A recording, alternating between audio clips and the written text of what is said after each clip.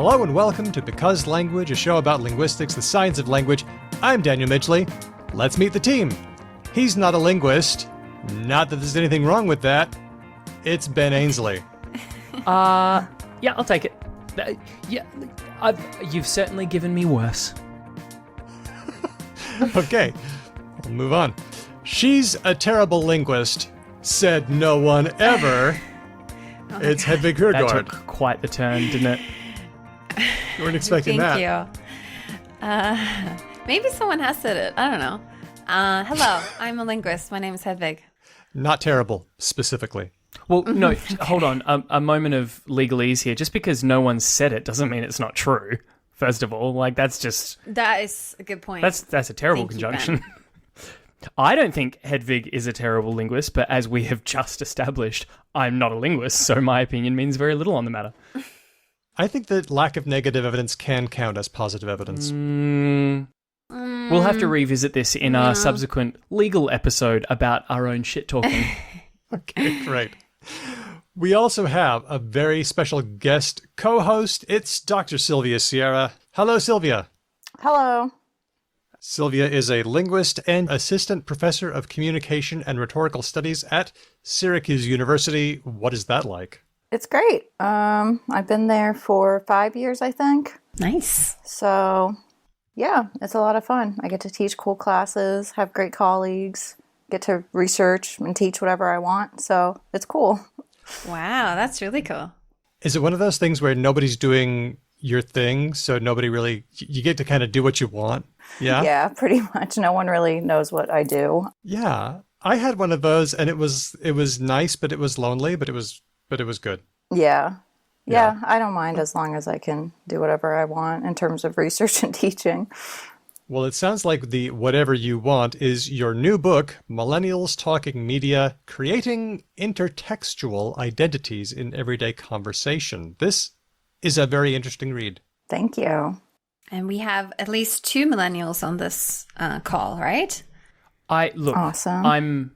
I'm an elder millennial and a crotchety one at that, Yeah. So I feel like A geriatric millennial. Yeah, for sure. 100%. Practically Gen X. No, see, like me. As I have continued to remind Hedvig, there's this lingering thing I find in older generations of millennials. Meanwhile, us millennials are like, I'm in my mid to late 30s and my knees hurt. We are very much not the cool young people anymore. Yeah. No. And you turn into someone from southern U.S. as you're saying it. Sorry. I associate knee pain with the South. I'm not sure why.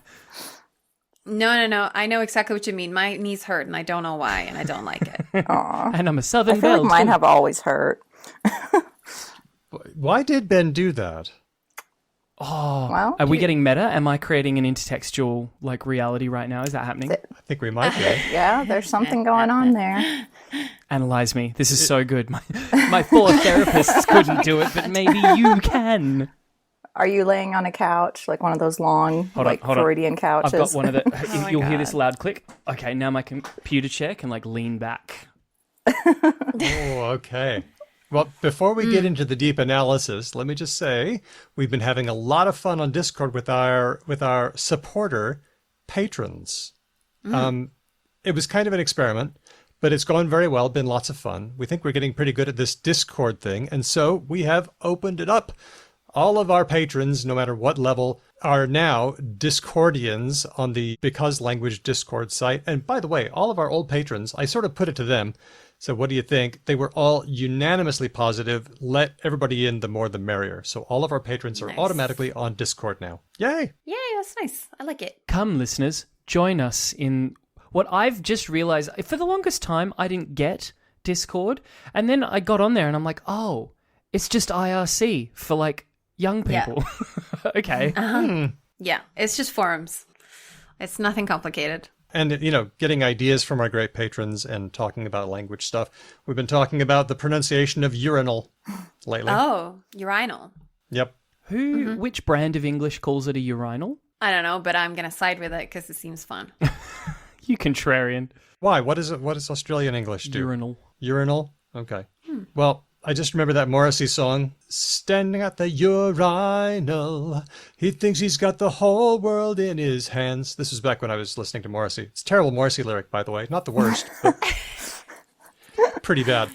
Anyway, enough of my singing. Let me just say that Discord is only one of the advantages patrons get. Depending on your level, you can get bonus episodes. We'll read your name reverently at the end of each episode. And every patron, no matter what level, gets our yearly mail out. There's a new sticker coming, which you'll only be able to get this way. So why don't you come join us, support the show, get fuzzy feels, help us do the work. It's patreon.com/becauselangpod. We'll see you there. And thanks to all of our patrons for your great support. Yes, thank you very much. You too get my thanks. Moving on. Moving on. Moving on. We got a little update on our last show because we were trying to find a way to negate the terminology that one, what's his name? Steuven Punker. Storben Panker has, he invented the term euphemism treadmill, and we were trying to think of a way. Oh, and by the way, that describes, I'm running out of room here. What's the euphemism treadmill? It describes what happens when you have a social category that is somehow disadvantaged and you make up new words for it. And when you do, that word becomes derogatory sooner or later, and then you have to make up a new one. That's it, right? Yeah. Yep. That's the one. You start saying that people are, and generally this is more about society. Like this is the way society imbues value into these things rather than the intrinsic value that they have. For example, people who clean places are really, really valuable and do great work, but they are associated with low social status. So people start calling them sanitary technicians, etc., to sort of heighten the status. But then sooner or later it goes down again because people are dicks and don't value people who do good labor. That's right. Well, Ricker Dockham on Twitter at Ty101. By the way, Ricker's a good follow. He says, on a recent Because Langpod episode, the gang... We're a gang, you guys. We're the gang. Mm-hmm. I like that. Mm-hmm. The gang had a discussion about alternatives to the term euphemism treadmill because why use a plonker coinage when you don't have to? Good news, it had another name for decades before he came along. Did you know? No, it didn't. I feel like you're going to say it, and I'm going to go, I've totally heard that before, and I should have thought about it last time. What you thought of last time was superlative entropy, which I thought was very sciencey. Very sciencey, also totally opaque. Actually, I've reminded myself of my own genius, and now I'm backing me again. Oh my God, I don't like it. Okay. Well, it turns out that Sharon Henderson Taylor in 1974 put out a paper called Terms for Low Intelligence, where she examined all of those things like idiot and moron. And yeah, she called it the euphemism cycle. Okay. Euphemism cycle. Yeah, I like the word. I was going to say, because I sort of don't mind treadmill, but cycle is better. You know, if I was at the gym, I would choose the cycle over the treadmill. Absolutely. Much better on the knees. Or, as I know, as another suggestion is spiral. Oh. Because cycle suggests that it goes back to the start. Whereas a spiral makes a new loop every time. Oh, yeah. Okay. Does that make sense? True. It's reminding me of this, Ruth Vodak has this thing about the right-wing populist perpetuum mobile, where it's like these scandals that like cycle round and around. So I guess she calls it like is that how you pronounce that, mobile? Oh, I know what you mean. And that's really fascinating because mobiles, or however, like you say them where you're from, are like, they're kind of like a manifestation of the three body problem. So they kind of manifest randomized but cyclical motion. So you can't really predict how it's going to play out, but you can rely on the fact that stuff's coming around again and again and again. Yeah, yeah. Are we talking about the way that, for example, they took all the complaints about gay people, then that became no longer fashionable, then they just transferred all that hate to trans people? Is that what we're talking about? That's not what we're talking about. Okay. I think no. Sounds like an adjacent example. I think that's probably. I would agree. Like, I think that's not what we're talking about. Like that, and guns, and the role of like faith in people's lives, and just all the talking points that kind of like drift off, and then at a indeterminate but reliably annoying time, come back. War on Christmas. Blood libel. Yeah. Well, for now, I like Spiral, but I'm gonna let's go with Sharon fine. Henderson Taylor's euphemism cycle. By the way, that lasted for 30 years until Pinker coined his term in 2003 in his book The Blank Slate. Wow. All right, so we got a little update. Thanks to Ricker Dockham for that one. That was terrific. Now let's see. Something happened a few weeks ago. Hedvig's bracing herself. Is that what's happening? Yes, I looked at the run sheet about what was the next item, and I just sort of like breathe in, breathe Do out. I need to know about this, or should I just wait until I have to absorb it? Is that what we're... Yeah, I'm just As per my bracing myself. usual behavior of not knowing anything about anything we're doing, I've just opened up the run sheet now and I'm looking at it and I'm like, whoa, this news item has 18 constituent pieces. Normally news items are a title, a link, and a paragraph, and this shit has a fucking thesis statement. This is no joke. Yeah. Sorry about that. Well, we're talking about two notable authors, Joyce Carol Oates and Michael Chabon. Am I saying his name right? I don't know. Who Okay. knows? Sounds good One to of those me. things. They had some takes about language which were kind of bad, and this isn't uncommon. This happens every once in a while because not everyone's a linguist. We also cover these stories a lot, so it feels like this happens a lot if you listen to Because Language. But then something amazing happened. They changed their minds on the I internet. don't believe you. I know. Amazing. Amazing. And the way that this played out, I think, has some implications for science communication and for how we respond to people that we disagree with. So let's get into it Take here. us through this waltz, Daniel. Well, first of all, we start with the original tweet by Joyce Carol Oates. She read some... never mind. She said... What did she say? She read an article in The Atlantic about pronouns written by somebody. And she tweeted, "They will not become part of general usage, not for political reasons, but because there would be no pronoun to distinguish between a singular subject, they, and a plural subject, they. Language seeks to communicate with clarity, not to obfuscate. That is its purpose." Okay. Clearly, Right. just on face value, clearly this person has never met a lawyer if she thinks that language seeks only to clarify and never to obfuscate. But anyway, moving on. That's just Wow. such a tired take. We could introduce her to the pronouns you, and you can just have a go with that. That's fine. What is the poem that Dennis Barron told us? Roses are red, violets are blue. Singular they is older than singular you. I like it. Okay, so she's taking a swipe at they, which is not new. What happened next? So then what happened was that linguists replied and language lovers replied, not always kindly. Twitter is not the place where people go to have reasoned discourse, let's be fair.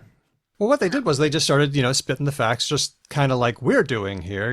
It's like, well, people have been using singular they for literally 1,000 years.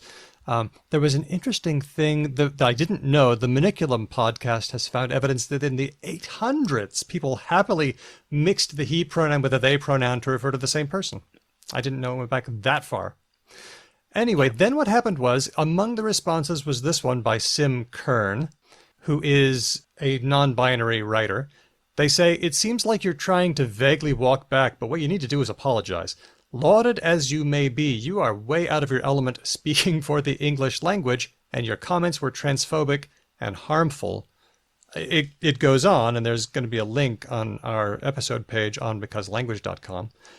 But then Oates tweets, "Gosh, I did not at all mean this. I do apologize truly. You are quite right. But it's very hard to think of myself as a powerful voice as one who lives with cats." Sorry. That's wow, she really endeared herself to me with that line, sorry. Yeah, Yeah. Self-deprecation can be a good strategy. That's quite a funny line. Keeps going. "I do use the singular they pronoun often. It was a purely speculative tweet and not meant to invalidate." Okay. Huh, interesting.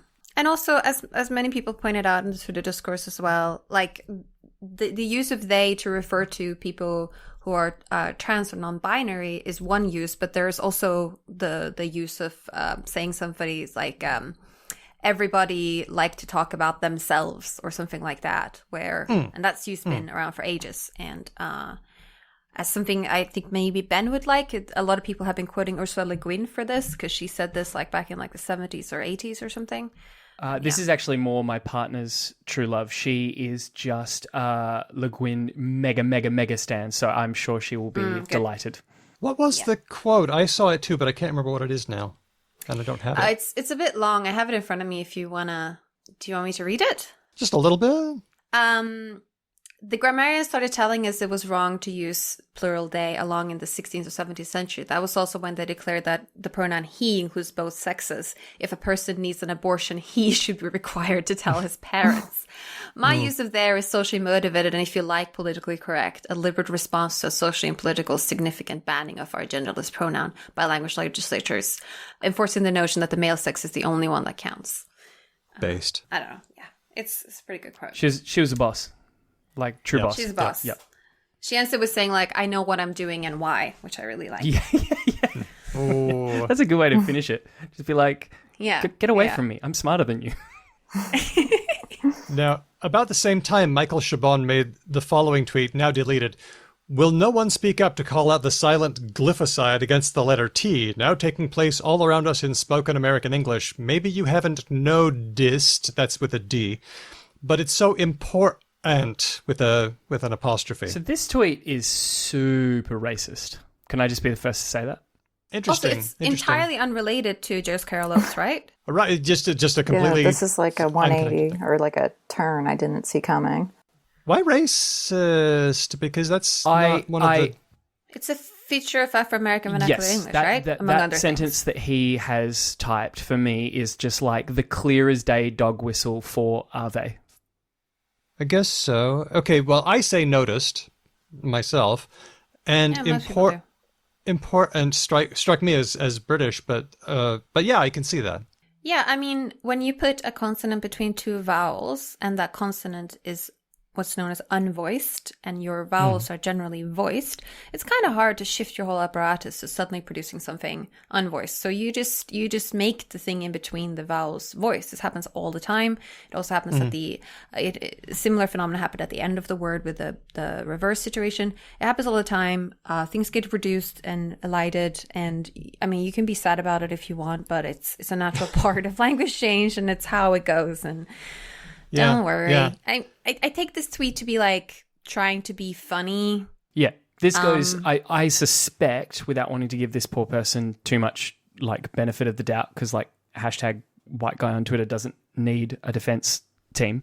Like, I think this is a case of like someone, there's this thing about language that annoys me, like a pedant thing, and then chucking it out there, and then a whole bunch of people being like, you're behaving like a fuckhead. And then them having one of two options, either being like, oh shit, yeah, didn't mean to, but I can see now that was fuckhead behavior, or just being like, no, that's not what I meant, you're all wrong, and I'm going to double down and triple down and quadruple down. Margaret Atwood. You know, it's true. There were a lot of people who were spitting facts, like, you know, the letter T can sound a lot of different ways. It can sound like t as in top, it can sound like as in pot, it can sound like ra as in butter. It can sound like D as in important. But then, you know, as you mentioned, Hedvig, D can sound like T in a word like second at the end. And of course, it can sound like a glottal stop in hot water, rat poison. Some people say kitten, and I don't say that one. But kitten. Yeah, I do. Anyone? Yeah, kitten. that's fair. Kitten. Kitten. Okay. Kitten. Yeah. So fine. letters, okay. But here was Chabon's new tweet.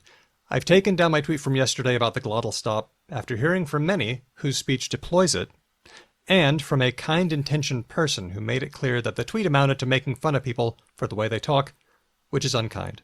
Wow. So we got two people on the internet saying something a bit mean about other people's language and then reverting. That's Well, getting called out for it and then listening to the call out. Good on him. Yeah. This That's is a the welcome new news. trend. Yeah. I love this. I just thought it was interesting how, like, the first thing that I thought of doing is saying, hey, you know, this thing is historically very normal and a lot of people do it. That didn't seem to do it. What seemed to do it was people saying, hey, that's kind of anti-human. In fact, in the Oates case, Sim Kern was, standing up for themselves. They weren't exactly being civil. They were being pretty spiky and direct, but Oates listened and apologized. But Chabon mentioned someone's kind intention. But in both cases, they were responding to someone saying, hey, that's kind of anti-human. That's kind of against people. And do you really want to do that? I can't imagine that all of the from what I know of Twitter, I can't imagine that all of the tweets were. Look, I would still call Sim's tweet like quite mild in the spectrum of like Twitter firestorms. That's like a very gentle spring day on my radar, to be honest. So you have to imagine that both of these people read a lot more inflammatory and potentially like aggressive and threatening tweets than the ones we just saw in response to their thing. And they still did the right thing. And I think that is laudable, because I suspect it would be easy to get like death threats and then go, oh, you people are crazy, I hate this, and just like double yourself down. So good on them for not doing that. And good on them for looking at their replies. I bet famous people like Joyce Carol Oates can tweet about what they had for breakfast, and people will like response tweet and be like, you should die or something. Like, unfortunately, that's what happens when you're famous enough and you have enough followers, right? Yeah. Like, people are just mad. So whenever someone on like YouTube or Twitter actually like looks at their replies, if they're a famous enough person, I'm like, well done you. Because that means they have to wade through all the other bullshit as well. Like true bullshit. I reserve my personal well done you simply because we've seen so many ridiculously powerful people who clearly have way too big a preoccupation with their Twitter accounts. And it's just like, yeah, maybe that's true. You might want to just go run the company that with the market cap of like $500 million or whatever it is. And instead of just sitting on your phone, that would be my personal take. Yeah, I get that. What do you reckon, Sylvia? Yeah, I think it's like a good trend that people are listening to critiques and responding to them. I do think people on Twitter can be pretty vicious, and I think we can call out people in a way that is more respectful than a lot of cases. But I'm glad to see that these people kind of directly apologized and changed their stances. John Cleese couldn't do it. You know, he went away and just made a whole big show about being canceled, you know, which is, it's become a bit of a trope that someone shouts with their enormous megaphone, I'm being canceled. And I'm wondering why they don't see the irony in that. It's really annoying.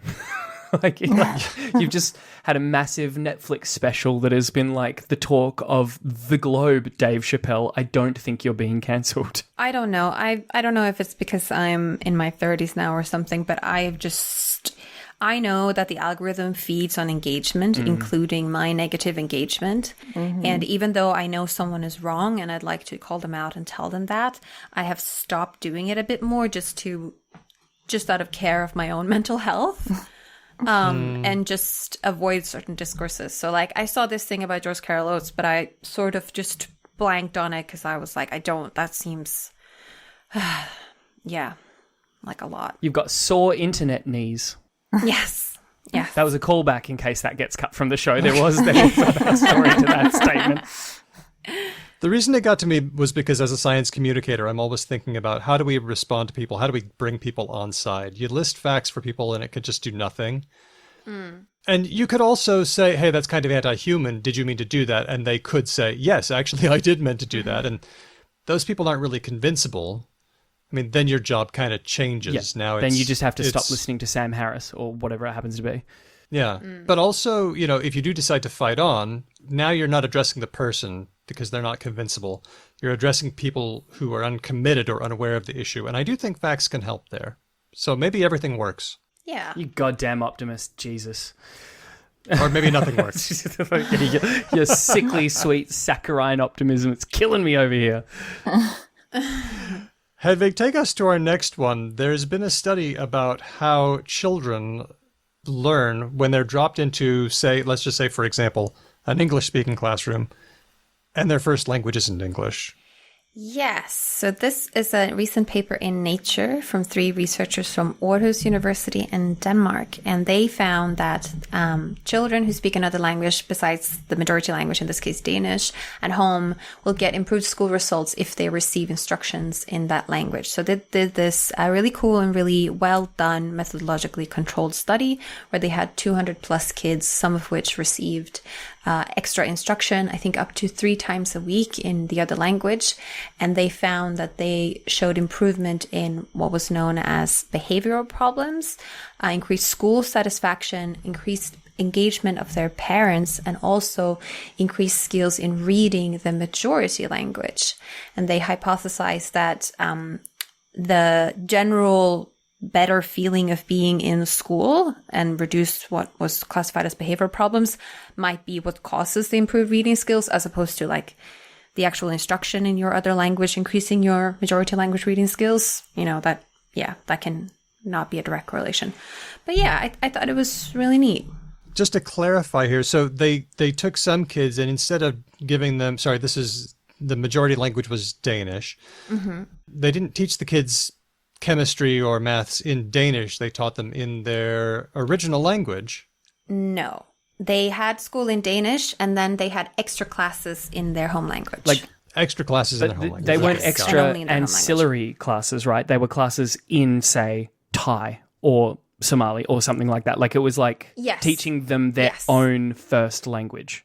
Yes. And I've seen this approach used sometimes, the whole dual language thing, but this would seem to be good evidence that giving them instruction in the language they know helps them behaviorally, and that has knock-on effects for the whole thing. Is this not Yeah. like I thought this was like a fully settled thing. And the reason I say that is because language educators that I've spoke to just very openly are like, oh yeah, when you learn a second language, you actually have to learn 2 languages. You've got to learn your language first, which you don't know because you just learnt it from being like a numpty human and you don't understand how like verbs and clauses and all that shit works. So you've got to learn how English works, and then you can start learning how like a different language works. Because I'm going to try and tell you how to like do verbs in Spanish, and you're going to be like, what do verbs do again? And so that could be partially it.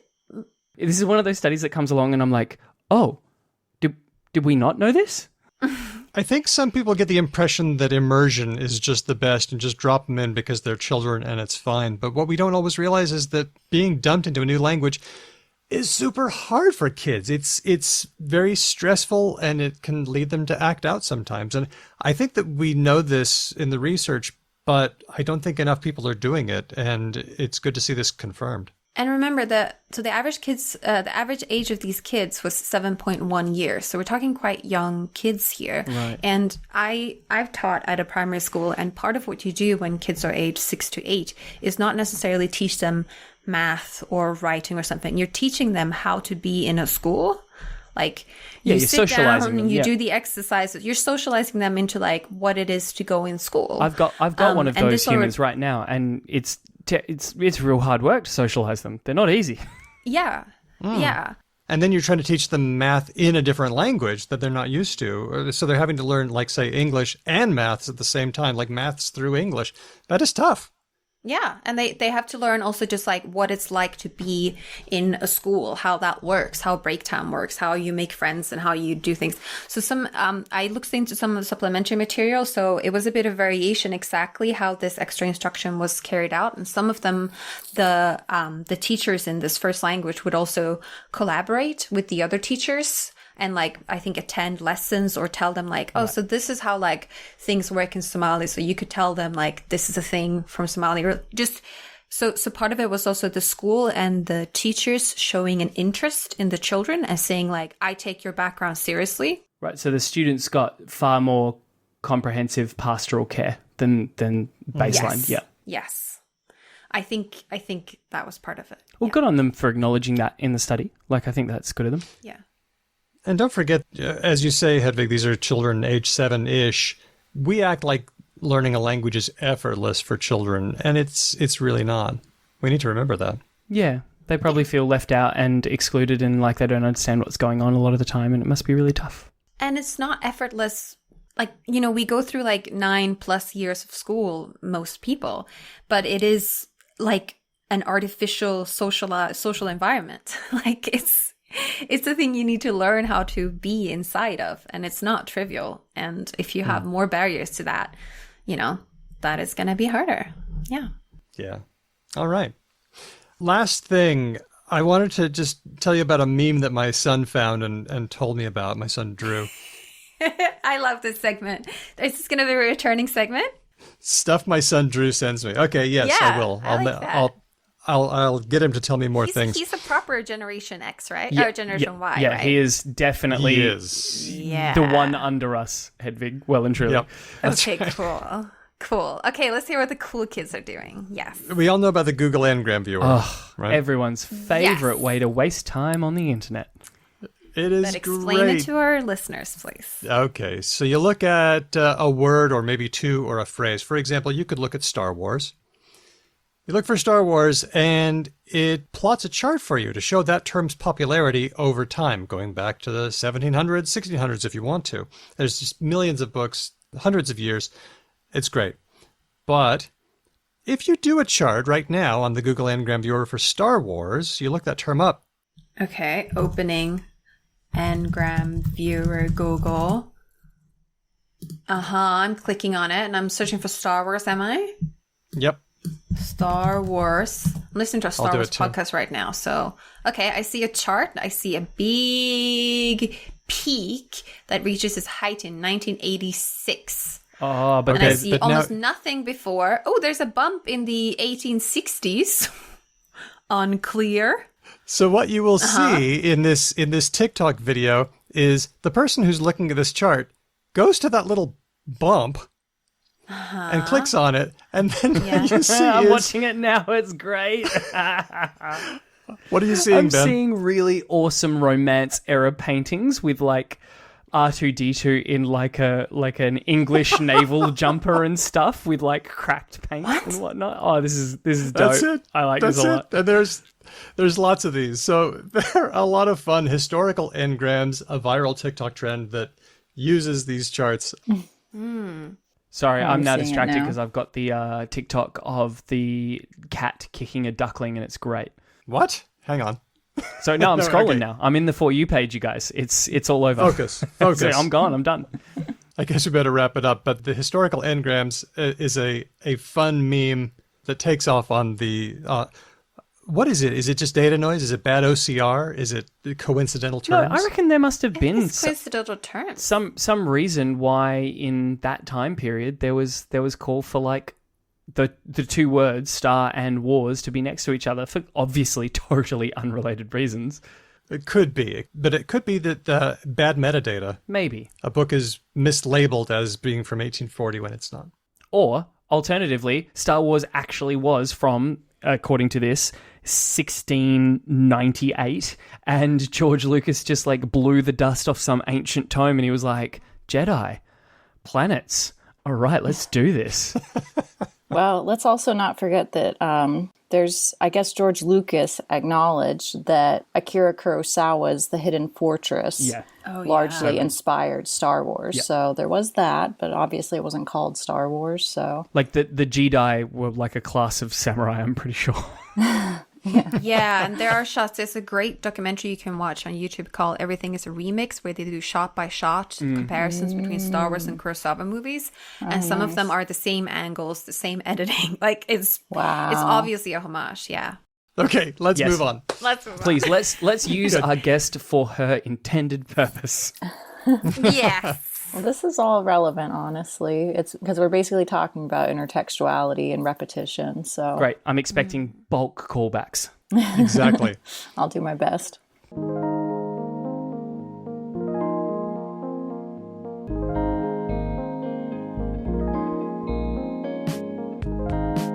We are here with Dr. Sylvia Sierra, a linguist and assistant professor of communication and rhetorical studies at Syracuse University, and the author of the new book, Millennials Talking Media, Creating Intertextual Identities in Everyday Conversation. Sylvia, thanks so much for hanging out with us today. Thanks so much for having me on. Thank you for writing a book about my generation. I love it. I feel very special. I'm really sorry that Daniel just pronounced the book as if he was William Shatner. Creating intertextual Every identities. word is its own sentence. We'll get extra points for using Shatner in this discussion. So this book is a big analysis of conversations that you had with your friends. Is this book the equivalent of Friends? Is that what's happening? See what you're doing, Daniel. You know, that's interesting. Friends never really came up doing my research. I don't, it's interesting that it Oh, didn't. that's a gap. But Wow. actually, it's so funny because actually my Gen Z students, like in recent years, they've been watching Friends. They're all but over I never it. really Hey. watched it. Yeah. The younger generation is knows more about Friends than I do, and I was the kid who was alive and like a teenager when the trashy sitcom was on like every night Yeah. on rerun. Exactly. Yeah, I never really watched it. Me neither. But, No, I didn't. Never seen an episode. Seinfeld is actually one that gets referenced in the book, and Yes. I do have more memories watching that for whatever reason. Seinfeld And feels like I the real millennial one, and then Gen Z has like yet again we have found a turf war. reappropriated Friends. And I also refer to the Big Bang Theory in the beginning of the book, not because it's ever brought up, but because the communal living situation of a lot of the participants was similar to what's represented in the Big Bang Theory in terms of millennials living in these like extended friend/family groups. That's fair. I think that's fair. That is something we can take from Big Bang Theory, and maybe some of my listeners are not going to like me now, but otherwise, I don't like that show at all. Yeah, I don't really care for it either. I think that's a pretty popular view. Yeah, I don't think you're going to lose listeners from our listenership. Yeah, that's another one. Actually, my younger brothers, one who was like right on the border of millennial and Gen Z, and one who was Gen Z, they kind of actually grew up with that show, but I didn't and haven't really enjoyed it the times I have seen it. So I want to share, Ben. I hope it's okay if I share this. Let's find out. We were Yeah? we were having a discussion about having kids and whether it's fun or not. And I said it's kind of fun in its own way. And Ben, you responded with a meme. Do you remember the one? No. It's one of the ones with a Chris person, someone named Chris in the Marvel universe saying Oh, is that the one? Yeah. Sorry. It's Chris Pratt from. Is it the one where Chris Pratt is in Parks and Recreation and he's like, no, I'm fine. It's just like I'm not sleeping and everything is meaningless and all of my hobbies don't interest me anymore and blah blah blah blah blah. Is that the one? No, not that one. It was I think it was a Hemsworth. And he said, "Is it though? Yeah. Okay. Yeah. Sorry. Is it fun? I was Really?" you said meme, and so I wasn't thinking of GIFs. Yeah. On our little Discord chat, Daniel was just like, oh, it's like. Because Daniel, I don't know if you've noticed this, listeners, it's just an unbelievably, infuriatingly upbeat and positive person, and that's not not today. like a on-air persona. Like he unfortunately maintains that kind of disposition in all manners of his existence, and so he was like, like I was whinging about my son being a douche one day, and Daniel was like, oh, but like it can be fun in different ways, and yeah, I just had to drop that. Like Thor Ragnarok thing of like, Really? Is it though? is it though? Is it though? Is it really? The facial expression is the one that does it for me because his facial expression is the one that says, "It's not really," and I think you know that it's not really. I was calling Come you on. out in GIF form. Let's drop the pleasant fiction here. So, Sylvia, what's going on here? Why did Ben drop that reference? He could have typed it. He didn't. He did the much more complicated thing of finding a GIF, calling on that reference. Mm-hmm. What's going on? yeah, so I actually don't really analyze this kind of thing where it's people using memes and GIFs online. I look at how people use them offline in face-to-face conversation. But there is other work, that kind of laid the groundwork for what I do that examines the functions of this. And this makes me think particularly of this paper by, I want to say, I might butcher their names, but I want to say Tollins and Samermit have this paper about the function of GIFs in online interaction and how they kind of stand in for our embodied response, like our emotional response that is difficult to convey, across like text mediated communication where we don't have, facial expression and embodiment, and we rely on things like punctuation and emojis. So this kind of thing sort of like fills in for expressing that emotion is the argument in that paper. Yeah, text is such a poor medium in many ways. You lose intonation, you lose facial expressions, you lose the the in real life context of where you are, the place. So I think it's really interesting that people, try and find things to replace that. But then what are people doing when they are using GIFs in real life conversations? What's that about? Well, so another part of it is, when you share something like this, you're kind of relying on some previous shared knowledge, right? That the other person has maybe seen this before, they know what movie it's from. And that kind of creates this extra bond as well. Like people can identify through sharing this media. So that's in I guess I shouldn't say real life, but in face-to-face interaction, when people are referencing things like that, that's often a big part of what they're doing. You're sharing over the shared knowledge source, and you're bonding as people who can recognize that. And, in my book at the time, I didn't actually record any interactions where people referenced GIFs specifically, but definitely memes. There's a lot of memes. So what does that look like in a face-to-face exchange? Is it someone going, literally sort of explicitly spelling out, oh, it's like that meme? Or is it just sort of like a glancing reference with the tacit understanding that they'll get it? It's more the latter, Okay. at least in the data I looked at. I was looking mostly at places where this was more, seamlessly embedded and referenced in a way, not explicitly pointed to. So, for example, one of the memes that gets quoted in the conversations is the bro, do you even lift meme? Right. Or, friends don't let friends skip leg day. Yep. But it's totally recontextualized in my study because they're actually playing a board game and called Myth with these miniature rats. And they're kind of making fun of this nerdy activity. So they start saying things like, friends don't let friends skip rat day. And bro, do you even paint? And so they're actually, and that's what a lot of the examples are, is people tweaking pieces of these memes or other media like films and songs and TV shows. They'll take it into a new context and they'll adapt a piece of it, to fit the current context. I've even seen people, though, do the first thing that Ben mentioned of it doesn't happen that often, but that meme of the woman who's thinking and then lots of algebra appears as if she's thinking really hard about something. Do you know the worst part? I can go meta on this because I saw a meme about explaining memes to people today, which is when you're on your phone and you laugh at a meme and your partner sees it and then you realize it's a 7-tiered deep meme that requires 10 years of internet citizenry and you just can't be bothered. It made me laugh because it's a real thing. I know exactly what you mean. There's a very popular series of Facebook groups called Useless, Unsuccessful, and Something Else memes. And they are so layered. They can be extremely layered, and they're all very, very blurred and stuff. And they're just you need to have been on YouTube since 2007 or something to get them. It's quite funny. I enjoy it. I have an ex-Mormon t-shirt that requires 20 minutes to explain and touches on 4 different aspects of Mormon culture. Yeah, there's a lot of knowledge required to get these things.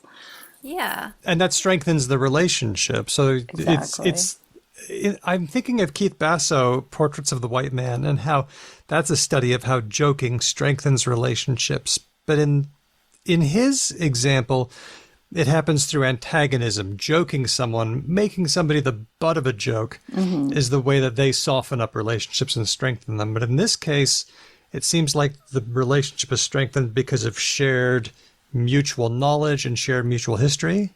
Yeah, and sometimes that can take teasing kind of antagonistic forms though. So in the example I gave, they are kind of teasing the people about this nerdy rat painting activity, while they're drawing on this very specific meme knowledge. And there's other examples of that, when some friends are talking about a horrible camping trip they went on, and one friend says, sounds like a bad Oregon Trail trip. And they're referencing the Oregon Trail video game, and they actually start kind of teasing me because I was the one who was injured on this trip, and they're like, Sylvia hit her head. Sylvia can no longer carry food. Sylvia has got dysentery and is dying. Yeah. That's the only Oregon Trail meme I know. Yeah, so they're often doing both. There's actually like some teasing and very light antagonism. I would say there's one other example where someone is preparing themselves a gin and tonic to drink and no one else is drinking. So maybe it's a little awkward and they start teasing her by saying it's like that Disney Beauty and the Beast song where everyone kind of pops out and they're like, bonjour, but they switch it to be gin and tonic. And they start saying like, oh, there goes that girl. She's drinking gin and tonic. This is my and there's kind like of a teasing. whole, I love it. yeah, there's like a whole musical thing that happens around that. Okay, so let's talk about singing for a second, because that's one way that you can signal that a joke is happening, that a reference, that a callback is happening. How else do we do this? So it's actually really interesting to look at how people signal these phonetically in, spoken American English, which is my data set. Oftentimes, singing is a very obvious way, right? If someone starts singing, like that's a pretty clear clue that they might be referencing something. But there's other more subtle ways that we still pick up on, and these have to do with altering our intonation patterns. So oftentimes, like specific quotes will actually have a unique intonation pattern that makes them stand out. So for example, in Seinfeld, the quote, not that there's anything wrong with that, right? That has a very specific intonation contour and it kind of makes it stand out and it makes it funny. And then people repeat it and they do that same intonation contour. So that's one way. Often there's something going on with stress, like maybe just a single word is stress. Like, I don't know if you all are familiar with the show Arrested Development. There's just a one line kind of inside joke or one word inside joke where they keep referring to this girlfriend of the character George Michael named Anne. And she's known for being bland and almost like she's not there. And why would he date her? And his father is always saying, her? Like that, with that question intonation, like her? Why her? And so right there, like it's kind of marked and funny because of that, just it's one word and it's that rising question intonation. So that's something people can reproduce when they quote that. And then there's other things like you might change your pitch, right? Like if you're trying to mimic a character. So if you're doing like the Arnold Schwarzenegger, like I'll be back, right? You're like lowering your pitch. So people will do these different manipulations with their voice, or they might do like a different accent, right? And if someone switches to a different accent, they might be referencing something. So there's all these different ways that people can signal these media references in their talk. Do you think that people do this more than they used to? Because I've thought about like when I try to explain various subcultures I'm a part of to my mom and how much of my, sometimes I'm worried about, like, it's hard to explain, part of one, because I don't think my parents' generation was part of as many specific niche subcultures that had such a like detailed back catalog. Right. And the other part is just how much it forms my identity, which I'm like, it feels weird that a part of my identity is like formed by like Hollywood executives in a way, right? But there was writers at the start of that journey. It's okay. There was creatives involved. Yeah. But anyway, the first part, do you think that there is an increase, or do you think this is just a similar thing that my parents' generation was doing just with other topics that I don't know as much about? Oh yeah, I'm sure they were doing it. And this goes back a long ways. Like even when people, we have evidence when people were writing letters and things, they would reference other written text, like the Bible was a really commonly known text for a long time that would get referenced in letters, at least in the Western context, I guess. And then, people would quote other writers and things like that. So I think what you're thinking of now is just that we have so much more media, right? It's not just like these written texts. But now with the introduction of radio and then, film and television, and now we have the internet culture, there's so much more to draw on. So it might seem like we do it more, or that the references are, more difficult to get or require more specific insider knowledge just because there's so much more media than we used to have. So I would guess like your parents' generation, they probably, quoted popular films or, maybe TV jingles or songs and things like that. But yeah, they didn't have quite as much as we do now. And then they didn't have like internet culture to reference. And maybe more people, like, how to say this? like, Sweden in the 60s and 70s, there was only 2 TV channels. So like everyone watched the same movie. So like if you reference something, there was a large group of people who could understand it. Whereas like, I feel like I can reference, like there are like increasingly, like there's fewer people that overlap with my particular niches, if that makes sense. Yeah. Because of what you said, there's just more. So I can form a more unique profile. Right. I have a really embarrassing story around this, which caught me out like just 2 days ago. Can I tell it? Okay. Please do. So, who here is familiar with the sort of early 2000s television show, The Mighty Boosh? Oh, Yes. yeah. Okay. I'm not. Okay, that's fine. You will get to experience what my babysitter experienced the other night.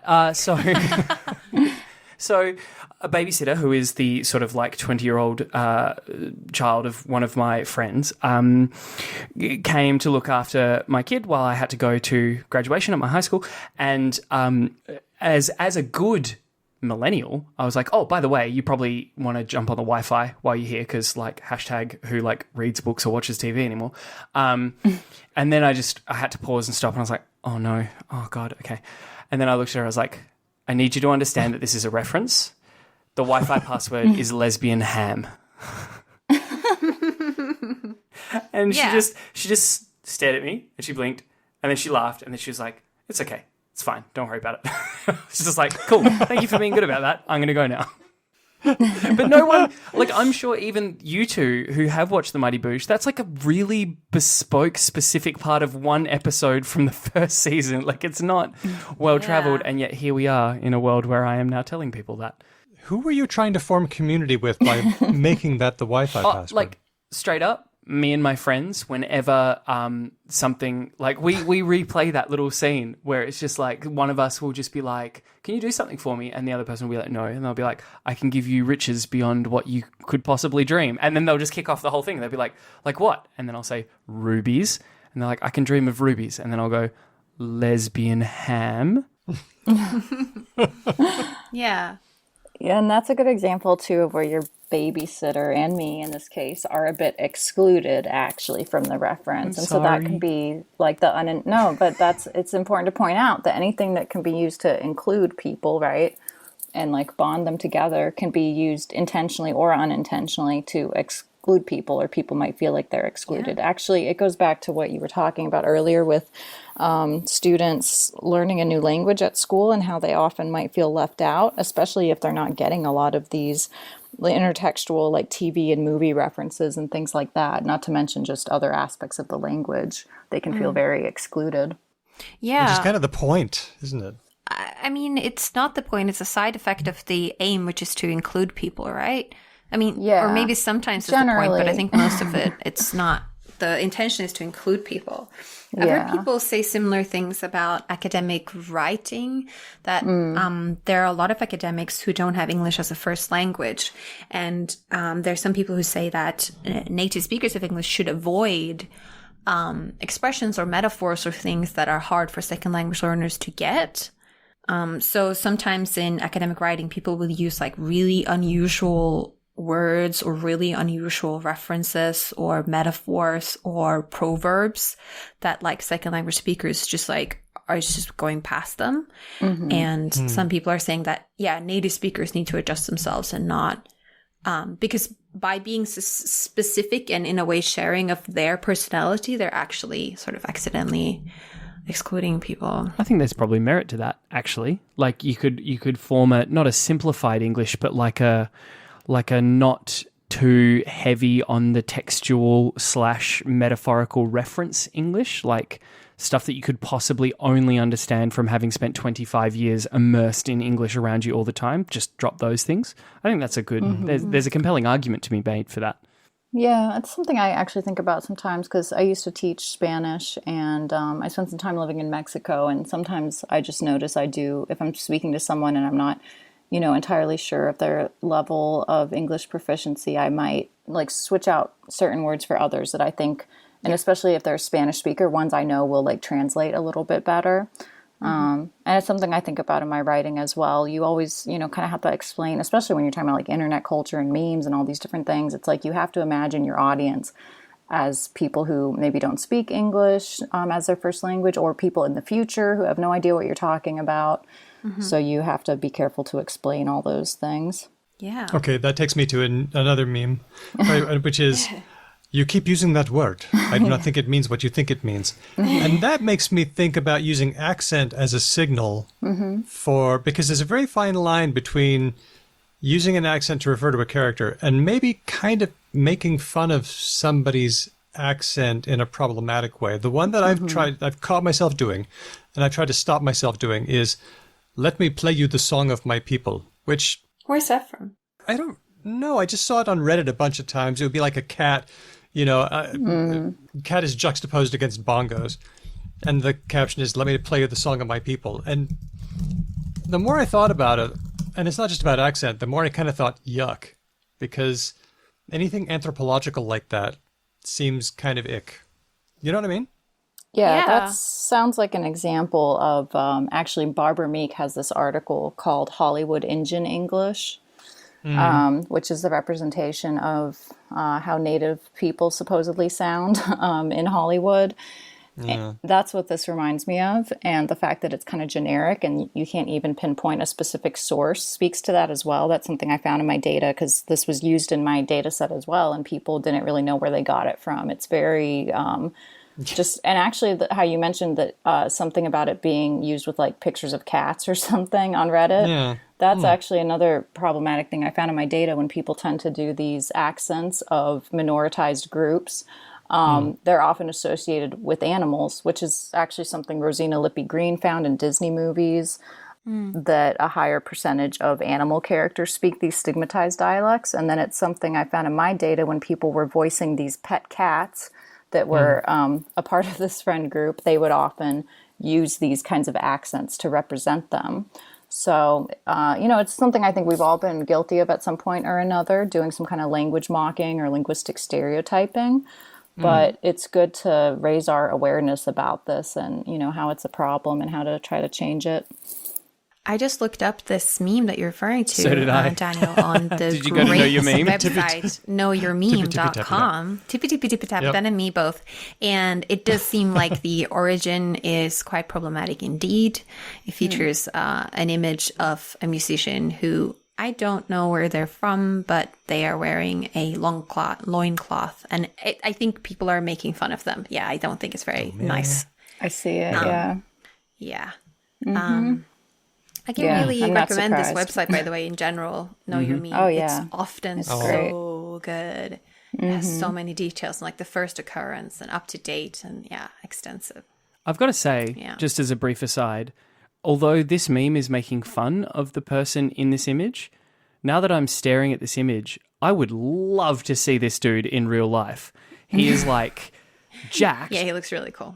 Playing a violin in some sort of traditional dress or perhaps a carnival outfit. Either way, I would watch the crap out of this guy. It looks like heaps of fun. Anyway, really sorry. If you guys want to see this person, you should go to Know Your Meme and check out I Shall Sing You the Song of My People, because damn, I don't know who this person is, but I would love to be friends with them. Link on our blog. What was the quote, I think, Ben, that you did from The Princess Bride? Was that Inigo Montoya? Yes, it was The Daniel, but character? yeah, it was. That was me. Okay. Sorry. So that's, an interesting one because I think that came up in my book as well. And that, the actor is not Spanish, No. but he's performing a Spanish accent. Mandy Patinkin yeah. is Jewish? Yes. Yeah. Yeah, so that's an interesting thing that happens too, is getting people to mimic these accents in films and then we mimic them. Actually, going back to the Native American tropes, are you all familiar with this? Well, it was a North American public service announcement. Is it the crying Indian? Yeah. The Crying Indian, and that was an Italian actor. Really? Playing a Native American. And I actually recently found out that PSA was actually funded by like plastic corporations to try to make people feel like, we should just like recycle plastic. So fucked up. Yeah, it really is. Shit. Wow. But that's one of the ways that trope gets reproduced. So for everyone who hasn't seen it, because I could hear Hedvig kind of going, what are you talking about? There was a very famous ad from, I'm going to say that late 80s, early 90s, about then. Oh, I remember from the 70s. okay. I think it's the totally remember. 70s, yeah. Yep. Where it was basically like, don't litter, someone throws something out of a car window, and then we get this like super schmaltzy, slow pan up a person until it just settles on a an Italian-American playing a Native American just crying about the destruction of the natural sort of like world and landscape. And it, even I remember in like cartoons, like I'm pretty sure there's Simpson riffs and a bunch of other ones. So like it's been memeified before Dawkins even came up with the idea of memes, I think. Okay, yeah, and it was plastic corporations that were trying to shift the blame of the climate, the harm they're doing to the environment, to their individual consumers instead of taking any action themselves. Was that Allegedly, that was something I learned more recently. That sounds plausible. And that sounds like a thing. Hedvig, did you say that your family was Swedish earlier? I'm Swedish. You're Swedish. I was actually, I'm kind of going back now, but there's this chapter by Christy Beers Fagersten about Swedish American family members, quoting, I think it's a TV show, TV shows and maybe films, but it's called Intertextual Quotation References to Media and Family Interaction. Oh, interesting. It's in this awesome book, The Appropriation of Media in Everyday Life. I wonder what they would be referring to, because exactly, because as a person growing up in Sweden, there is the Disney medley we all watch at Christmas, which everyone can quote verbatim and which is popularly referenced by everyone. And then which one is that? Is it the Donald Duck one? It's the Donald Duck. It's Mickey Mouse on the caravan holiday. It's Ferdinand the Bull and a couple of other ones. And it's Cinderella's in there. And there are just quotes from there, like there's just quotes from there that people can use as proverbs. And they're just universally, like, everyone knows them. But yeah, I wonder what families who grew up in America would be referring to. That's interesting. Yeah, I'm trying to look over it now, but yeah, I thought it might be relevant. I want to ask, we are running out of time. I do want to ask this, though. A KFC ad that's running on as a bumper to YouTube clips uses the phrase, "shut up and take my money," a Futurama reference, and it just blows. It just fails. Occasionally people try to use these references in advertising, and they are cringe. What's going on? I mean, it's like when something inside, goes mainstream, I guess it kind of ruins that insider, like, rapport benefit you get from quoting it among you and your friends. All of a sudden, like, it's not an insider thing, So that might be a part of it. It's just... it's a bit how you do in fellow kids. Yeah. Feeling. Fellow kids. Yeah. Doing it with a meme. Love it. I've seen some stuff about Gen Z, like how their humor and their sense of humor online is getting increasingly absurd, and it's to try to subvert that kind of appropriation of these things and make it more difficult for them to get lifted and used in advertising and things like that. Like now there's been this joke on TikTok lately, using the chair emoji as laughter, like just repeated chairs.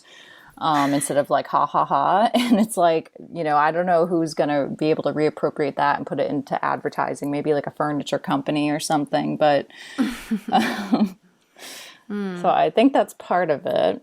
I think that's part of why they're kind of cringy when they get put into advertising like that.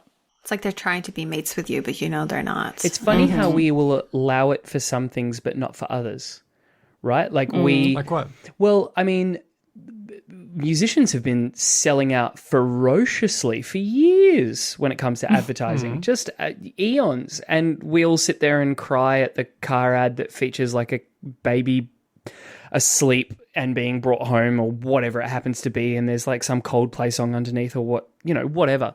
And we're all just kind of like, meh. We give that the free pass to tug on our heartstrings. But when someone gets a bit memey or they try and, I think it's more about, not so much about popularity, but a perception of coolness. Like when people try and do something that is unironically cool, we all collectively be like, boo. Whereas no one's about to accuse Coldplay of being cool, right? Like, it is what dads listen to. It is dad rock. It is uncool and it's tremendously popular, but we're not going to sit there and be like, oh, look at these tryhards trying to get in with the young kids or whatever it happens to be. It's like when somebody tries to build rapport with you, and it's not even an annoying person trying to build rapport with you, but it's a corporation trying to build rapport with you. It just, that's never going to work. Yeah, I guess that's fair. Like, I don't want Coles, which is a large brand of... Sorry, I'll do a better reference than that. I'll do a more global reference. I don't want Apple trying to, like, make me laugh the way my mates make me laugh. Yeah. Yeah, I think John Oliver did an episode about this when different corporations on Twitter try to enter themselves into conversation where they don't really belong. One of them was a company that had tweeted something about 9/11, and the company was one that makes fleshlights, Oh, no. which is a sex toy for men. And it's just like, just make fleshlights. That's fine. Yeah. Just do that. Yeah. You don't need to try and sympathize in grief or be funny or do anything else. Just focus on, you don't need to insert yourself into every conversation. That must have been a bad day for that social media manager. That's rough. Yeah. Yeah, I think it's that, like, it's like the outsider trying to be an insider. You know, we don't like that. Maybe it's part of us being territorial or just protective of our, like, in groups, but yeah, we just don't appreciate that kind of behavior. The book is Millennials Talking Media, Creating Intertextual Identities in Everyday Conversations, available from Oxford University Press. It's a good read. It's by Dr. Sylvia Sierra. Sylvia, thanks for sharing your work with us today. Thanks so much for chatting with me about it.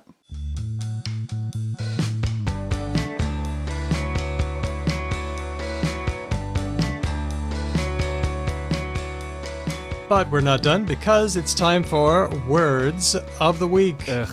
And Sylvia Sierra, you've got a word for us, I believe? I tried to think of one. So I feel like Sylvia surely must have her finger on the pulse. Like, you have enmeshed yourself in, like, trendy language. Yeah, I try. I don't know. I try to keep up through my students. But so that's actually where this word comes from that I've been thinking of. And on the surface, it might seem like kind of a blah word, but it's the word sir. And I noticed in my students' recordings of conversations, I have them go out and record conversations they're a part of and transcribe portions of these conversations for us to look at in class. And, you know, often they're referring to each other as dude, bro, and then, you know, things like sis and stuff like that. But in this one student's transcript this semester, she was referring to her friend repeatedly as sir. Ooh. And it was used in this ironic way, like sir, like how did you not know that? And we talked about it, and we seem to think it's from TikTok, and some other students said they use it too. But that kind of like sir, this is an Arby's construction. Construction. Yes. Yeah, like it seems like like sir, this is a Wendy's. Oh, that's fascinating. It seems like maybe, my students are taking that now and actually referring to their friends kind of ironically as sir or even ma'am, some of them have said. Obviously, it's kind of gendered, but doing that when their friends are being kind of, you know, thick or they're not, like, behaving in the way that is sanctioned by the group, and they'll call them sir or ma'am.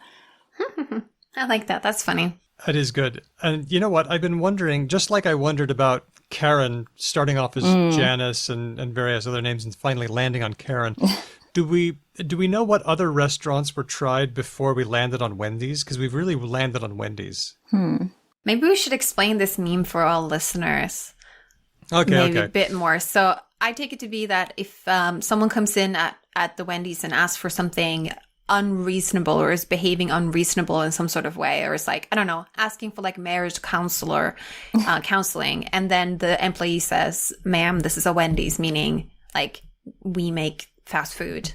I can't solve your marriage. That's what I take it to mean. I've noticed it being used when somebody makes a bold philosophical declaration like, you may think that vaccines blah, blah, blah, but I tell you, I want my freedom, and I will cut down anybody who tries to stand in the way of it. And then the next commenter will be, sir, this is a Wendy's. I like that. Yeah. Like, Which what it does is it provides a frame that the original speaker did not intend, and makes the first person seem silly by contextualizing it in an unexpected way. Is that what's meant by a frame? Yeah, essentially. There's, people use frames in different ways, but an interactive frame is one where you're referring to the activity of talk and what's appropriate for that activity. So in this sense, like we have sort of like a restaurant script and like a set of expectations of what's appropriate and not appropriate to do or talk about, in like a restaurant or a fast food setting. So here, yeah, actually it's a good observation. They're kind of reframing it and being like, look, we're in a Wendy's. Like this is not, the appropriate frame for this kind of talk. That's funny. Now, are we saying that Sir is kind of taking off on this, Sir, this is a Wendy's? Is that Yeah. how I think you think it's being it used? seems, if I've interpreted you correct, Sylvia, it's like it's drifting from its original meme usage, and now it's entering sort of just average address. So it's another contender for dude or man or whatever. I think that might be right because my student actually, she didn't even know the original, like, Sir, this is a Wendy's thing. She had to, like, look that up, and she was like, yeah, maybe. She's like, I think I started using this after getting on TikTok, and it seems like maybe it populated across TikTok more broadly, and then, she's using it with her friends, so it is this kind of, like, semantic drift almost away from the original context. So what I'm seeing on TikTok, if I can sort of add my sort of detective magnifying glass clues to the puzzle, is that like TikTok, or at least the sides, plural, of TikTok that I find myself on, seems to sort of have like a bit of a kind of an underdog sort of focus, right? Like a lot of TikToks come or are made from the perspective of the underdog. And I think the service industry is one that is sort of generally kind of seen and felt to be like of underdog status, especially by TikTokers, right? So you'll get a lot of people communicating in their TikToks in a kind of service industry vernacular. So like a lot of sirs and a lot of ma'ams, even if they're not necessarily pretending to be or doing a skit or reenacting anything, they'll literally, like a TikTok might just be a lady talking to her cat, being like, sir, no, sir, that's not appropriate behavior, sir. And I think that's like what we're seeing is like that sort of stuff happening. Okay, that's a good one. Next one, Great Resignation or The Big Quit. So this I noticed from articles by, for one, Lisa Leong at the ABC Australia. Derek Thompson's been hitting it pretty hard in The Atlantic. It looks like people are leaving work, and it's hard to find people to replace them.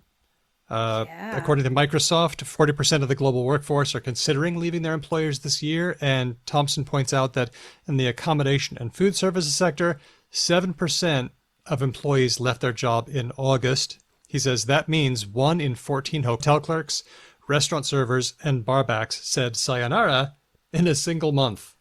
Now, just to be clear in these stories, which I haven't read, hashtag that is my way, are these people positing that this isn't normal frictional unemployment whereby people quit a job and then spend a short-ish period of time unemployed before getting another job? They're talking about like a more permanent choice to be unemployed? I think they might want another job. What I interpreted from, I've seen this story as well in other news sources, is that during this past now almost 2 years of the pandemic, a lot of people have come to reevaluate what they see as meaningful in their lives and maybe decided that working for a wage is maybe not as important, or like they don't need to work as much, or they would like to do another job so that they could spend more time on other things in their lives. So like a bit of a proxy for other people's like cancer diagnosis or losing a loved one or something like that.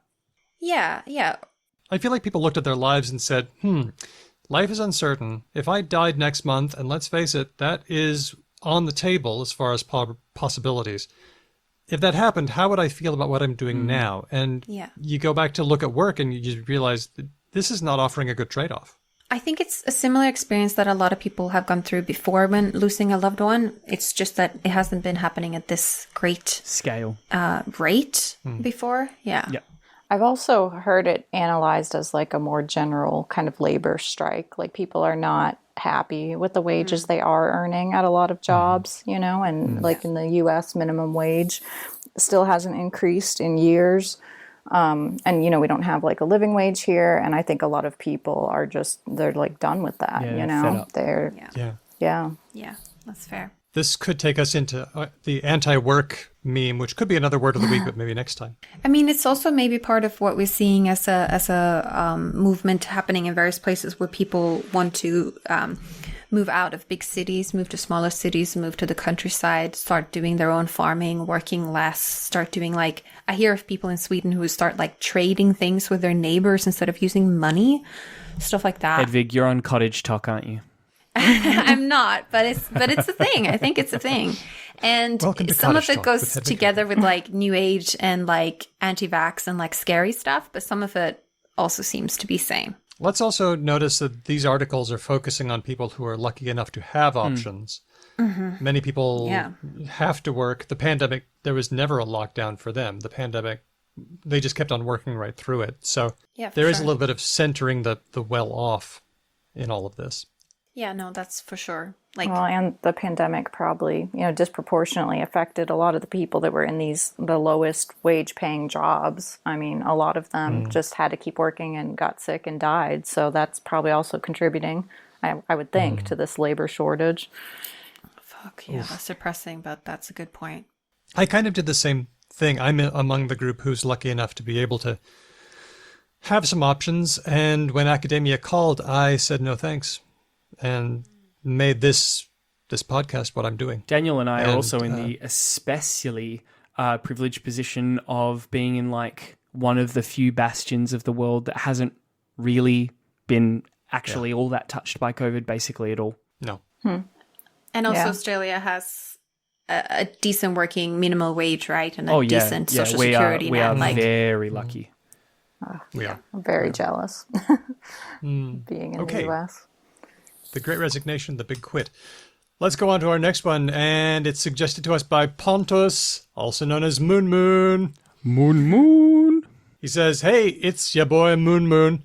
I'm on D&D TikTok, and there is a really interesting discussion there about languages right now. It's about the term humanoid, and he pointed me to user Phoebe Lady of Chaos at Deontological.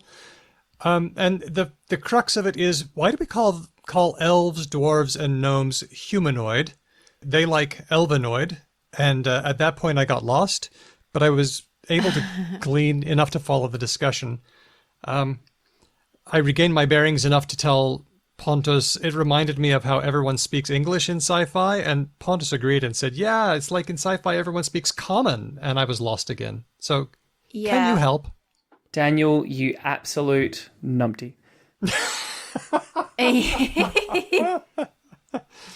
In D&D and many other fantasy enterprises, there's usually a language that is known as common, and I think it's slang for like whatever the speakers at the table are using. So if you're playing D&D in Swedish, then common is Swedish. If you're playing it in English, it's English. It's like whatever you're sharing. That's that part. The thing about humanoid, this is also a thing in sci-fi. Like a lot of aliens that you meet, for example, I'm rewatching Star Trek now, are humanoid on the outside. Like they have 2 arms, 2 hands, they have legs, but often their internal organs are different. The bits you don't have like to show or spend money making prostheses for. Yes, precisely. So I always took humanoid to mean that you have the outside bits that look more or less like a human. You have like 2 eyes, you have a head, you have 2 arms, you have a torso. Like there's some variation that's allowed. Like you can have pointy ears, or you could maybe have 1 eye. Like I think Layla in Futurama might be humanoid, even though she has 1 eye. Yeah. I want to put an honorable mention in here for often forgotten about sci-fi franchise Farscape, which used Jim Henson puppetry and had some genuinely non-humanoid characters throughout the series. Having said that, still heaps of humanoid characters, and just like all the other properties, I find I'm really pissed off at animation. I'm like, There's no limitations for you guys. You can draw whatever the fuck you want. Like, you don't Yeah. have to keep doing this. Yeah. But it's really hard to get humans to look at a non-humanoid character, be it animated or real, like, action, and sympathize and understand and be Yeah. able to read their emotions. I've encountered more non-humanoid aliens, I think, in books where characters are revealed through their actions and through their lines rather than necessarily their appearance. Yeah. I don't know. I resonated with Kevin from the Pixar movie Up, the giant bird character. I'm just saying, you know, they managed to make me really just connect with that character.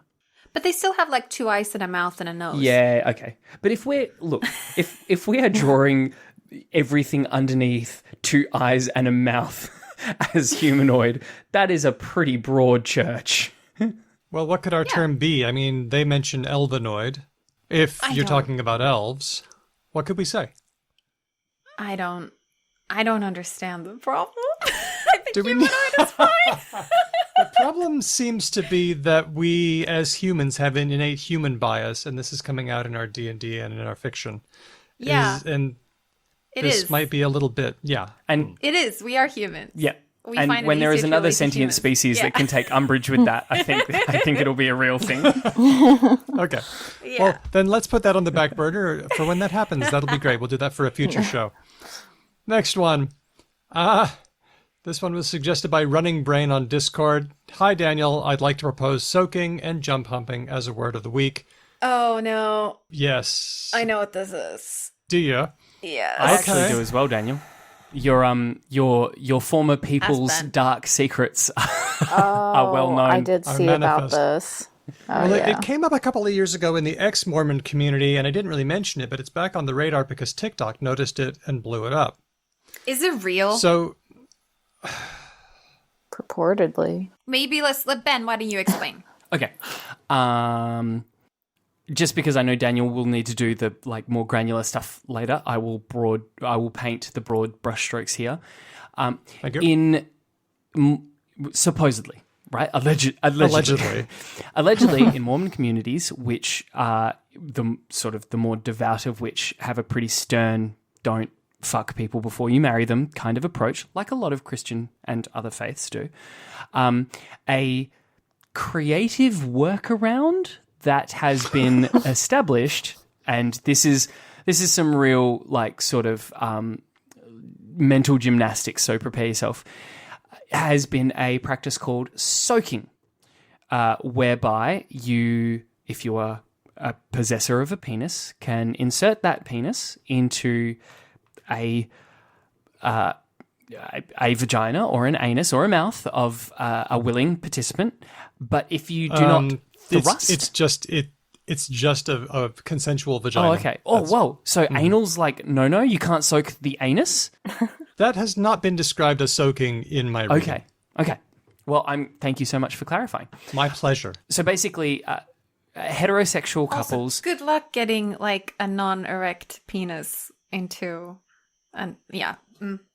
Wait, what? No. Anyway, Oh, okay. Anyway. So basically, the creative workaround is if you are to insert a penis into a vagina, but not thrust or in other ways sort of engage in what might be considered Rumpy pumpy. okay, I was going to say just like widely understood penetrative intercourse, then that's okay. Like if you're not doing the back and forth motion, if you're just staying still, Sitting there. that's God's a T-Rex. which is called soaking. That's fine in some unbelievable like justification. I don't know. A sexual loophole. The sex you're having when you're not having sex. Is this okay? Now I'm going to ask the question. Hedvig asks, is this a thing? I want to be fair. I'm not as well versed in the Mormon culture as I used to be, but I was a Mormon for 38 years, and I did degrees at Brigham Young University. And I have seen how toxic and horrible Mormon sexual discourse really is. Let me just give you a taste of this. For example, Mormon scriptures, Mormon leaders, and Mormon lesson manuals describe having consensual sex as not just sin, but the sin next to murder in its seriousness. Just to be clear, premarital, yes? Yes. Like they've got no beef with you having sex with your wife. No, that's right. Fucking someone you're not supposed to. One step away from literally killing someone, which is fucked up. Those are the stakes. Okay. Wow. So I do not think that young Mormons are seriously engaging in this thing called soaking. If anything, I think it's a joke that Mormons are in on. Sort of like a form of self-critique. Even so, I'm going to categorize this as only half joking. And here's why I say this. When I was at BYU, there was another only half joking saying, and it was, stay moral, go oral, right? And the reasoning behind this was that real sex was P and V. And if you had oral sex, that wasn't really sex. It was more like foreplay, if anything. So the soaking thing, which I do think is maybe a bit of a joke, is nonetheless right in line with legalistic Mormon thinking on sexuality. Like, I can get right up to the line, and if I don't go over the line, then I'm okay. And the line is now in this weird place because I'm super horny and pent up. And that's part of Mormon culture, too. Right. Did you explain jump pumping as well? We didn't mention that one. What's that? That one's new to me. As I understand it, from what I had seen about this half-joking thing about Mormons on the internet, jump pumping is when you have a third person next to you while you're engaged in this act, while two people are engaged in this act, who jumps on the bed. And the idea is that they create friction because they are the source of the motion. The movement. You're not to That's blame. Right. I'm still not doing it. I'm still not doing it. That has to be it. That has to be a joke. I'm almost certain that it's not for real, but it is right in line with toxic Mormon, weird, sexual, fucked up culture. So what do you think, Mormons? I know that you're out there. Only half joking, grain of truth. I see both. I never, ever, ever, ever underestimate the power of hormonally charged sexual frustration of people in their late teens and early 20s, right? Like, I genuinely believe that particular cocktail of terribleness can lead people to do just about anything. Yeah, and so not only like horny pent-upness, but also raise the stakes by saying this is a sin next to murder. Like, this is literally next to killing somebody in seriousness. Oh my gosh, what are you going to do? You got a culture where nothing's okay. And when nothing's okay, you don't learn what really is okay. And that's really messed up. Last one. We have a new sarcasm indicator. Oh, another one? Another one. The triangular flag on post emoji. It's triangular. It's a flag. It's on a post and it's red. And it's for saying things that would be a red flag if somebody told them to you. For example, I don't see color. Red flag, red flag, red flag, red flag. Has anyone seen other uses of the red flag? Well, I've noticed the way that in the example you've just done here, it's not a sarcasm indicator. It's like it's something else. Okay, help me out then, if I'm getting it wrong here. Isn't it just literally what it says on the tin? It's a red flag. Yeah. Like, if someone says, I don't see color, that is a red flag. You should not talk to them anymore. I read that this started on Black Twitter and that people were using it specifically about relationships, which is sort of what I associate the red flag kind of notion with. And then it's spread, to be more broad about, just like warning signs about all kinds of things. But somebody's not going to, like, if somebody does say, seriously, I don't see color, they're not going to include a red flag. No. You'd only do it when you're talking about something. It's not sarcasm though, is it? It's like when performing another person's idea, you're signaling that it's a very bad idea. Yeah. I don't have a good way to sum that up. You're like intertextually quoting someone else's viewpoint or something they said, and then you're including the red flags to indicate that it's bad. Do you know, it's closest to me of like air quotes. It's like a textual version of air quotes. It's saying, I don't believe the thing that I'm saying.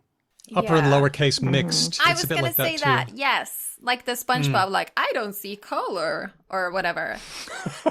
Which I try to stay away from because that sounds like it's making fun of the way somebody talks.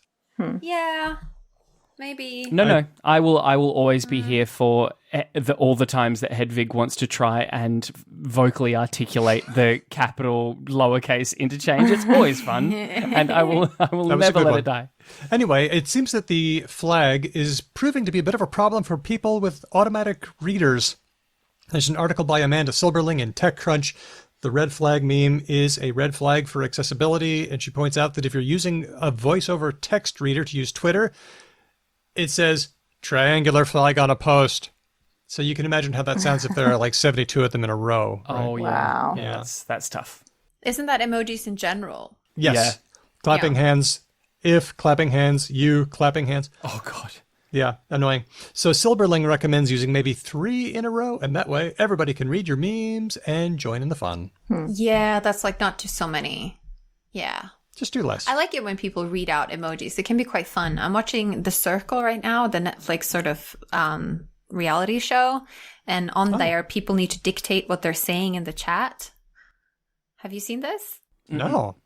So it's a reality show where people chat and they say their chats. They say like, message, I don't like what Tracy said last night about me, crying emoji, send. It's like... Oh, so it's just me using my phone.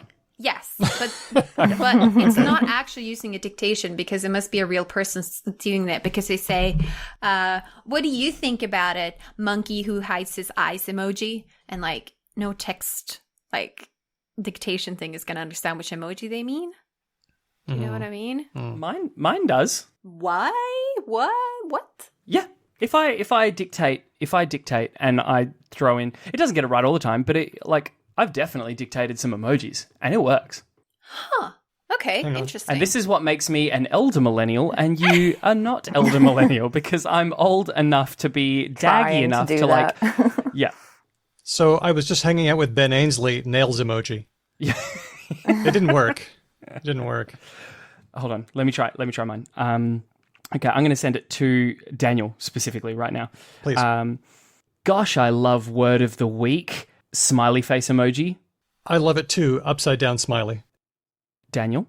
I did receive it. It looks like a smiling face, but mine to Ben back doesn't do upside down smiley. I actually literally got the words upside down smiley. Look, all I will say, as I am so prone to say, is you chose a trash phone ecosystem and I did not. I will defend my phone ecosystem, and I'm getting the MacBook Pro for next week's show. Woo! Anyway, we are in the weeds. Yes, truly. So, Sir, Great Resignation, or Big Quit, Humanoid, Soaking, and Jump Humping, and Triangular Flag on Post, or Red Flag Emoji are words of the week. Let's get to a couple of comments. We had a 2-parter on generativism. It was a deep dive. Some of the concepts were tricky, even for an experienced linguist. We tried to make it accessible and explain things as we went, but this came from Dermot on Patreon. Dermot says, I'm now slightly less confused by generativism and realize why Chomsky is the devil. Yay. What's that? I'm not sure that's what we wanted to get out of it, but that's okay. Dermot says, loved your guests and also realized just how much more there is to know about linguistics and how much work you guys must have to do to keep it simple for us lay folks. Because your guests cracked out some serious scientific jargon and I was sometimes lost but generally now understand more about the dichotomy. So good. I enjoyed that in my ears and my brain. Brain emoji, thumbs up emoji, clapping, clapping, clapping. From John on Twitter, wow, in the latest episode, way too academic. The terms were coming so rapidly and definitions so abstract that my brain just shut off. I think I missed somewhere what the base of generativism and functionalism are before it all kicked off. Ben, I think this guy was on your wavelength. I don't want it to be classified as my wavelength, all right? I freely acknowledge that some of our listeners are like hardcore academic uber nerds. And others like hearing us talk shit about silly things. And I knew that this was for one of those two groups of people. Yeah. What do you think, Hedvig?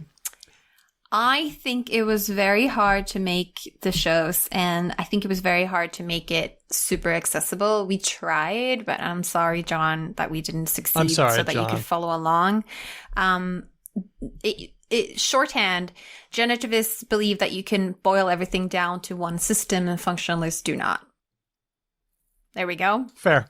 But always just remember, There we John, go. it's not for you. It's not yours. No, it is for you. We do a variety is. of topics on this show because we want to have something for everyone. Yeah, I hope you listen to other episodes. Don't worry, John. I'm just playing, mate. I'm just playing. Generativism is hard to understand because it really does involve a high level of syntactic knowledge, and syntax is not for me, it's not for everybody else either. We try to explain things as we go, but we don't always succeed. I'm I'm glad we did the shows. I'm actually really proud of those 2 episodes. I really am. I feel like we did something. And I feel like I also want to make sure that our listeners don't take away, like, one of the things that came out from these 2 shows for me personally was that a lot of the schisms between generativism and functionalism aren't as relevant anymore, and maybe aren't as deep schisms as they might appear. And Chomsky is not the devil, and generativists are not the devil, and generativism is not necessarily dead. It's evolving. It's becoming a new thing. It might be concerned with research questions that you don't find interesting. Hello. But that's fine. I think so too. Okay, Sylvia Sierra, thank you so much for hanging out with us today. Thank you all. It's been a lot of fun. And Ben, Yes? change your Wi-Fi password. You're right. I know I should. But much like your bank, right, it's just a thing you don't ever change. You just take that router from place to place to place, and it just hangs. I seriously think I've had that router for like 14 years or something. Like, it's that old. Let's do the reads.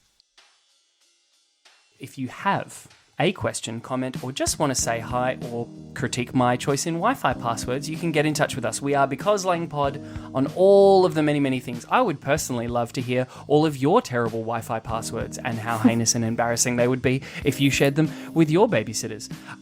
Send us an email at hello@becauselanguage.com if you prefer the old school ways. And if you want to help the show, which I'm sure you do because we're great, obviously, you could do the very simple thing of telling friends about us. Like, just good old word of mouth. Just tell them we're great and that we do a great show and that you love us, and just please tell people. Or the alternate version, tell a stranger about us by leaving a review in all of the many places that you can leave reviews. And I just want to say that our Wi-Fi password is really embarrassing and we're not changing it. We were really into space and sci-fi, so we made it Exploring Uranus. Classic. Because we just thought it was funny to sort of mildly freak people out. Anyway, so yeah, I encourage people to tweet at us with their funny Wi-Fi passwords. Obviously, I mean, if you don't want to tweet. I just realized what people maybe shouldn't tweet their passwords. Are you encouraging a to us. security breach in Sector 7? Yeah, maybe I am. You can share parts of them. Actually, now I'm remembering at the house where I collected most of my data, the password had thank memes in it with a bunch of other characters and things. Wow. Yeah, we also have some other characters and things in ours. Look, if you happen to be in possession of nuclear launch codes, fine, don't share your Wi-Fi password. But if you're like me and the stakes could not be any lower, by all means share. Or you can share an old one that you don't use anymore. No, they never change. They never change. I'd like to say a big thank you to all of our supporters on Patreon. They help us make episodes and release them for free without annoying ads, and also make transcripts. And a special big thank you and a send off to Maya Klein of Voicing Words, who has been for many episodes now transcribing all of our episodes and all the things we say and all of the funny references that I later get messages like, "What did you actually mean?" We're very grateful. We finally did it, Hedvig. You and I collectively broke Maya Klein. Yes.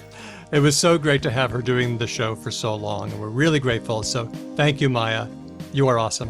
I'm so sorry, Maya. I really am. Thank you, Maya, for all you your have work. done the Lord's work of typing up my nonsense bullshit. Exactly. Thank you so much, Maya. Like. And one of the great thing about having transcripts is that our show is accessible for people who can't listen or don't want to, and also it means that our shows are searchable. So if you are in Perth and you want to find Ben's Wi-Fi passwords 2 years from now, you can search for it. It'll be great.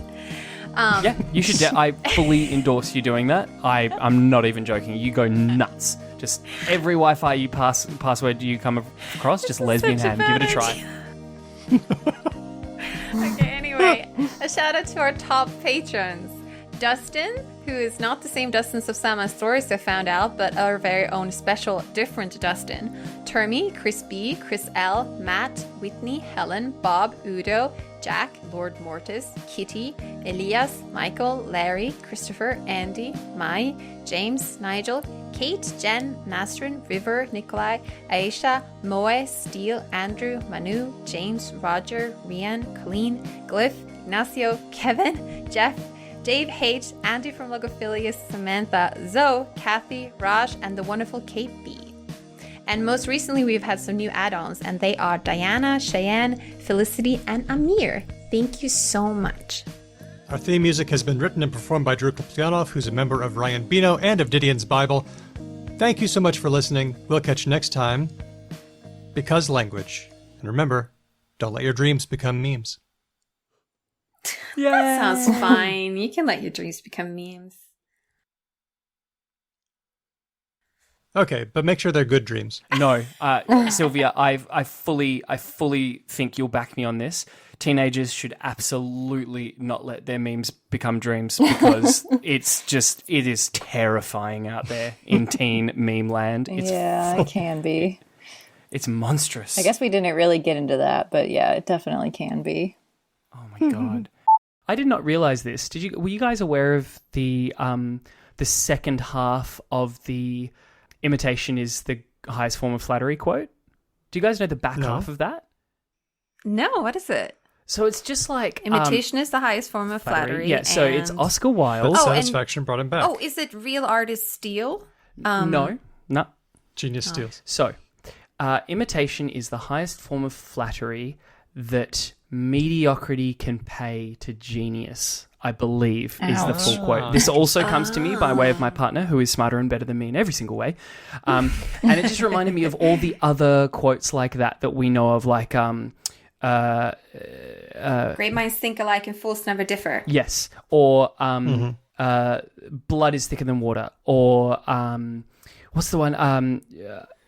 My country, right or wrong, when right to be kept right, when wrong to be put right. Jack of all trades. You know, that sort of stuff. Jack of all trades, master of none. But, oh no, I know this one. I do as well, but I've forgotten it. What's the blood thicker than water one? So, blood thicker than water in common usage tends to mean family is more strong than other bonds in your life. But the original saying is that the blood of the covenant is thicker than the water of the womb, which is the exact opposite of what the thing means now. Right. Yeah. Here it is. Jack of all trades, master of none, though oftentimes better than master of one. It's the opposite meaning, right? Well, it's gone full circle. It's cycled, if you will. Because now we say jack of all trades, which is a compliment. Then, if you feel like a bit snooty, as I did for many years, it was like, actually, that ends with jack of all trades, master of none. So that's a negative. And then if you read the full, if you read the full thing, it's like, oh, we've gone full circle. Jesus. It often goes like that, though. Yeah, I know. It's almost like there's a spiral or a cycle or something. Some kind of... Yeah.